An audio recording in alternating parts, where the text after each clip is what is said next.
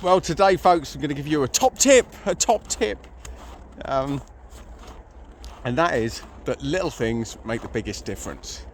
As a frontline nurse for years, the thing that made the biggest difference on reflection of all that time was the first question I used to ask patients is, what name do you like to be called?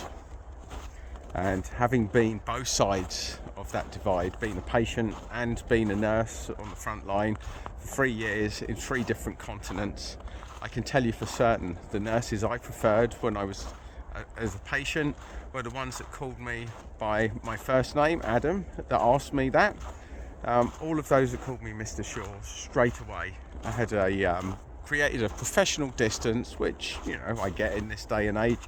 Not everyone wants to build a relationship with their patient, but it totally disengaged me from those staff. And the feedback I got was phenomenal from the patients. And believe it or not, folks, it actually helps to care and give a shit about the people you're looking after. And I guess that was an advantage to me, not being a serial narcissist or psychopath.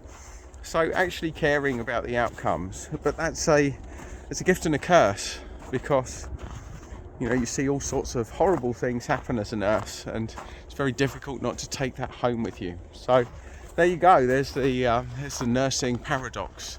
People talk about, nurses need more pay, the nurses are on strike. Unless you've been a nurse, you've got no idea. And it's one of these lip service things where, let's clap the nurses. Well, they can't pay for anything with claps, folks. So for me, it's long overdue that the nurses went on strike.